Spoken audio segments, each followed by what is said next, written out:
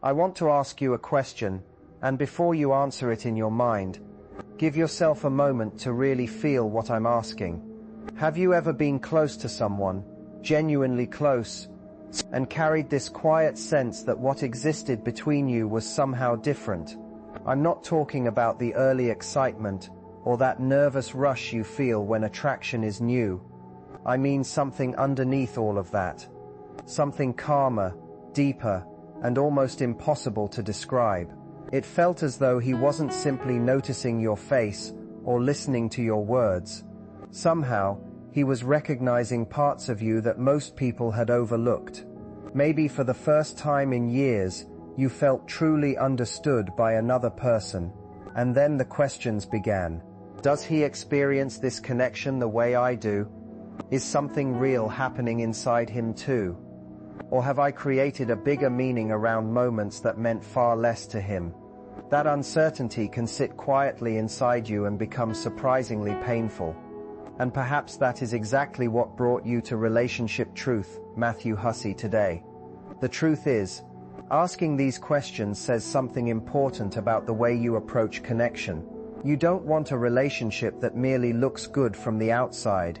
You care about emotional truth.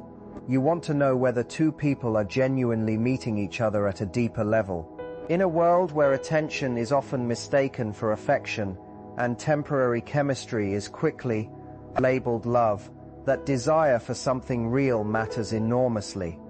So today, I want to explore something most dating conversations barely touch. We constantly hear advice about attracting a man, keeping his attention, making him miss you, or encouraging him to pursue you. Some of those conversations can be useful, but they often ignore a far more meaningful question. What happens when your presence truly reaches something deep inside a man? Not his pride, not his physical desire, not the part of him that enjoys being admired. I'm talking about the part of him he rarely exposes, sometimes even to himself, because there is an enormous difference between being a woman a man desires and being a woman whose presence changes something within him. Understanding that difference can save you from confusing temporary attention with genuine, emotional depth. Over the years, one thing becomes incredibly clear when you study relationships and the complicated ways people attach themselves to one another. Attraction and emotional impact are not the same experience. A man can think you're beautiful, he can enjoy talking to you, flirt with you, seek your company, and feel strong physical chemistry with you. Yet none of those things automatically mean you've reached his inner world. This is where many thoughtful, intelligent, emotionally generous women become confused. They see enthusiasm and assume depth, or they feel deeply connected themselves and naturally imagine the other person must be standing in the same emotional place. Then, when his actions fail to match the meaning they believed was growing between them, the disappointment cuts deeply. It can leave you questioning conversations, replaying memories, and wondering how something that felt so significant to you could apparently be treated so casually by him. I don't want you trapped in that confusion. I want you to recognize the difference between a man whose attention you've captured and a man who has genuinely been emotionally moved by knowing you. Here's one distinction worth remembering. When a woman has reached a man deeply, he doesn't remember her only when he's lonely, bored, or looking for stimulation. You may have known the other kind of man. He sends messages late at night. He's enthusiastic when you're together. He laughs with you and creates moments that feel intimate. Then suddenly, his energy disappears. He becomes distant, avoids emotional conversations, or keeps the relationship permanently floating on the surface. And because you care, you begin searching yourself for an explanation. What did I say? Did I become too available? Was I not interesting enough? But sometimes the answer has very little to do with your worth. You may have had his curiosity, his affection, or even intense desire without reaching a deeper emotional bond. Sometimes that bond develops slowly when trust and vulnerability are allowed to grow, but sometimes it never develops at all. And that can happen because a person, at that stage of his life, simply doesn't have the emotional capacity or willingness to enter that kind of connection. When a man has genuinely been affected by you at a deeper level, his behavior carries a different quality. The fascinating thing is that it may not look dramatic. There might be no grand declaration, no cinematic speech, and no overwhelming display designed for everyone else to witness. Often, the clearest evidence appears in moments so small that other people would miss them entirely. Maybe he remembers an ordinary detail you mentioned weeks earlier, something you had forgotten saying, and later brings it into a conversation because your words stayed somewhere in his mind. Maybe you're standing among other people and catch him looking at you from across the room. It isn't a possessive stare or an attempt to impress you. There is something private in it, almost as though he is experiencing a feeling he hasn't yet learned how to explain. Those moments can reveal a kind of emotional movement that simple attraction doesn't lie. This is where things become both beautiful and humbling. You cannot force that response. You can't build a perfect strategy and guarantee that another person's partner's inner world will open to you. There isn't a sequence of messages, a particular outfit, or a clever psychological technique that can manufacture genuine emotional recognition. You can manipulate attention, perhaps. You can increase curiosity, but you cannot command someone's soul to connect with yours. What you can do is stop hiding the very parts of yourself that make authentic connection possible. You can become more honest about who you are. You can allow yourself to be present rather than constantly calculating how you do at being perceived, because deep connection rarely responds to a polished performance. It responds to truth. Think about the moments when someone has affected you most profoundly. Was it always when they looked flawless or delivered exactly the right sentence? Probably not. Often, it was when you saw something unmistakably real in them, a moment of honesty, a spontaneous laugh, a vulnerable admission, a kindness they didn't perform for recognition. In the same way, the right man may be moved most deeply not when you're trying hardest to be unforgettable, but when you finally stop trying to be anyone other than yourself. And now we need to enter the more vulnerable part of this conversation, because there is a reason many women find it difficult to trust their instincts about emotional connection. Sometimes the confusion isn't only about the man standing in front of you. Sometimes it comes from what happened with the men who came before him. Maybe you once gave your deepest affection to someone who responded as though your emotional needs were a burden. Perhaps you trusted someone with the softest parts of yourself, only to discover that he didn't know how to protect, understand, or even acknowledge what you had shared. You offered sincerity and received distance. You brought emotional depth and were met with avoidance. And when this happens repeatedly, something subtle can begin to change inside you. Instead of seeing another person's emotional limitations clearly, you start turning the judgment toward yourself. You begin wondering whether you love too intensely. Maybe you're too sensitive. Maybe you ask for too much. Maybe you should become easier, quieter, less emotional, and less affected by everything. Slowly, you start editing yourself before anyone else gets the chance to reject you. But consider this carefully. What if the depth you learned to criticize was never the problem? What if you were simply offering something precious to people who did not yet have the emotional hands to hold it? There is a difference between being overwhelming and being deeply alive. There is a difference between demanding constant reassurance and genuinely desiring emotional intimacy. The danger comes when past disappointment convinces you to shrink the most authentic parts of me just to make emotionally unavailable people feel comfortable. A man who is truly touched by who you are doesn't experience your inner world as an irritating obstacle he must tolerate. He becomes curious about it. He wants to understand why you think the way you do, what makes you light up, what frightens you, and what experiences shaped the woman standing before him. He may not always understand you perfectly. No human being will, but you'll feel his willingness to know you. And sometimes, that willingness is one of the quietest and clearest signs that your hymns reached somewhere in him far beyond ordinary attraction. Maybe a thought has quietly entered your mind. Perhaps the kind of connection I'm searching for simply isn't real. Perhaps I'm expecting something from love that people cannot actually give. But I want you to understand something clearly. Your emotional depth is not evidence that you are impossible to love.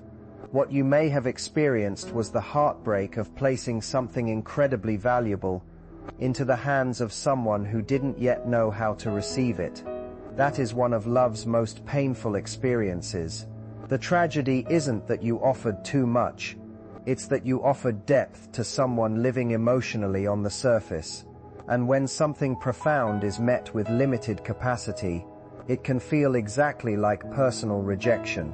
The danger is what that experience teaches you afterward. You begin reducing yourself. You hide your enthusiasm, measure every message, and act less invested than you truly are. You learn to appear unaffected because caring openly once cost you too much. I understand the instinct. When pain has taught you that openness can be dangerous, protection feels intelligent, but protection carries a price when it becomes permanent. Eventually, the walls designed to keep heartbreak outside also prevent intimacy from entering. No one can completely see you while you're constantly hiding pieces of yourself. No one can deeply connect with a performance, no matter how attractive or carefully controlled that performance appears. At some stage, the armor has to loosen. Not with every person, not immediately. Vulnerability should never mean handing your entire emotional world to someone who hasn't earned your trust. But slowly, thoughtfully, in the presence of someone emotionally safe, you have to allow yourself to become visible again. So how do you recognize a man who may deserve that openness? Watch what happens when your emotions become inconvenient. Anyone can enjoy you when you're laughing, relaxed, confident, and effortless to be around. Pay attention when you're anxious, overwhelmed, frightened, or genuinely sad. A man deeply affected by who you are doesn't immediately search for the nearest emotional exit. He may not know the perfect sentence. He may even look uncertain about how to help. But he remains present. That simple willingness to stay when your inner world becomes real can reveal more than 100 romantic speeches. Many men grow up learning a very specific relationship with emotion. They're encouraged to reduce it, solve it, control it, or move beyond it as quickly as possible. This isn't about criticizing men, it's about understanding the emotional habits many of them were taught. So when a man meets a woman who experiences life deeply and doesn't constantly apologize for having feelings, his response can tell you a great deal. Some men become uncomfortable. They retreat, dismiss what she's experiencing, or treat her emotions like an unnecessary complication. But occasionally, something very different happens. A man feels something inside himself begin to open. Instead of wanting her to become smaller, he feels an unexpected desire to become more emotionally capable. He wants to understand her better. He begins trying to meet her in places he may never have visited within himself before, not because she forced him into it or presented a list of demands, but because knowing her awakened a desire to grow. That movement is significant. It's one of the ways you recognize that your presence has reached beyond attraction and entered his deeper emotional world. This brings us to vulnerability, because I think many people misunderstand what male vulnerability actually looks like. We often imagine a dramatic scene, tears, hours of emotional conversation, or a breathtaking confession delivered at exactly the right moment. Sometimes vulnerability looks like that. More often it arrives without announcing itself. It happens on an ordinary evening when he suddenly tells you something honest and seems almost surprised by his own words. It appears when he casually mentions an experience from his past that very few people know about, as though being around you caused him to temporarily forget his usual defenses. It happens when he genuinely asks what you think about a decision that matters deeply to him.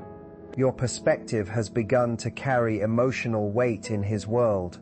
These moments may seem small if you're waiting for a movie-style declaration, but don't overlook them. Notice what he shares when nobody is demanding an explanation from him. Listen carefully to the stories he trusts you with and the thoughts he seems to reserve, specifically for you. Very often, a man's deepest truth isn't found in his biggest speech. It's hidden in the quiet moments when he accidentally feels safe enough to stop protecting himself. There is another sign I want you to understand, because it is frequently confused with something unhealthy. When a man has genuinely been moved by a woman, he may develop a natural sense of protectiveness toward her. But protectiveness and control are completely different things. A possessive man monitors where you go, questions who you speak to, limits your choices, and then calls his insecurity love. That isn't protection, it is fear attempting to disguise itself as devotion. The kind of care I'm describing feels entirely different. It's when he notices a change in your mood before you've explained it. It's when you're first surrounded by people and somehow he still recognizes that your energy has shifted. It's when someone treats you cruelly and it genuinely affects him, not because his pride has been challenged, but because your emotional well-being matters to him. Something changes when another person becomes deeply important to us. Their peace begins to matter in a way we cannot easily fake. A man who has truly connected with you may naturally begin thinking about whether you are calmings, with thick thinking or mind, whether you're safe, and whether something is weighing heavily on your mind. You don't have to negotiate for every ounce of consideration. You don't have to repeatedly teach him that your feelings exist. His care begins appearing voluntarily because your well-being has somehow become emotionally connected to his own.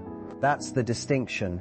Genuine care doesn't always arrive with flowers, grand gestures, or beautifully rehearsed promises. Sometimes it's the message asking if you arrived home safely because he remembered you were driving late. Sometimes it's the expression on his face when he realizes you're exhausted. Sometimes it's simply his instinct to move closer when he senses something is wrong.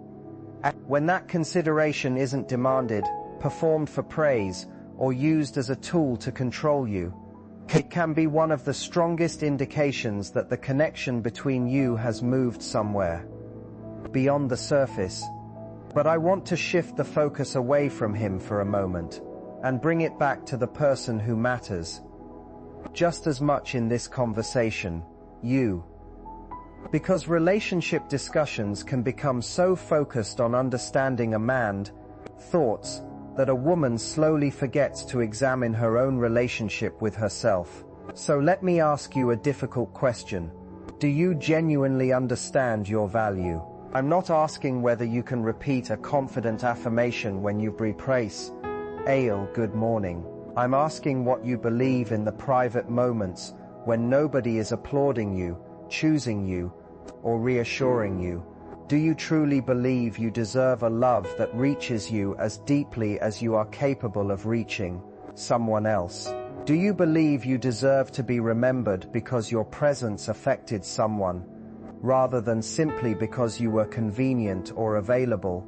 Do you believe emotional depth is something you're allowed to receive, not merely something you're expected to give? Because I've noticed something about women who experience profound connection. They aren't always the most conventionally attractive woman in every room. They aren't necessarily the wealthiest, most accomplished, or easiest person to agree with. But they often possess something quieter and far more powerful. They know themselves. They have spent time facing their wounds, understanding their patterns, and building a relationship with their own identity. There is a grounded certainty in them. It isn't arrogance, and it doesn't require an audience. They don't constantly need another person to confirm that they matter. And that inner stability creates a magnetic presence, because a man meeting a woman who doesn't need him to manufacture her worth experiences something rare. He can feel that he's standing beside a complete human being, not auditioning for the exhausting job of becoming her entire source of happiness. Her life already has meaning, her identity already has roots, and strangely that often inspires him to show up more fully. So if you're asking how to create this kind of connection, my answer may be less glamorous than any dating technique. Return to yourself. Do the work for your own life, not as a strategy to capture him. Heal the wounds that keep making you question whether you're worthy of consistency. Create mornings you genuinely want to wake up for. Build friendships, interests, dreams, and a sense of purpose that remind you your life is already happening. Because the deepest love isn't created when you disappear into another person. It happens when two people with real inner worlds become brave enough to genuinely meet. Build friendships that make you feel understood. Give your time to passions that make you forget the passing hours. Create an identity, a purpose, and an inner world that remain alive whether a man is beside you or not. Because when you are truly connected to your own life, something shifts in your presence.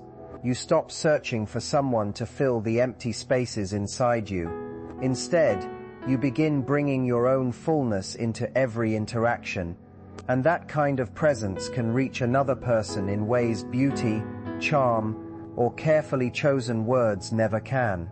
But there is an important difference we need to understand.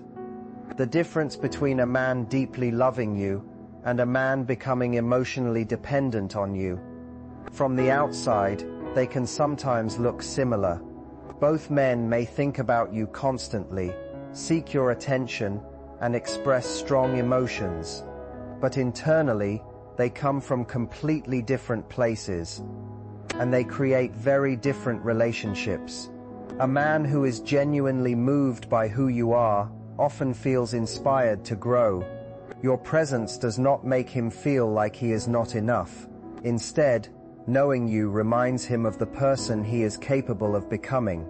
He wants to communicate better, take more responsibility, and become more honest with himself. You are not forcing this change. You are not demanding that he become someone else.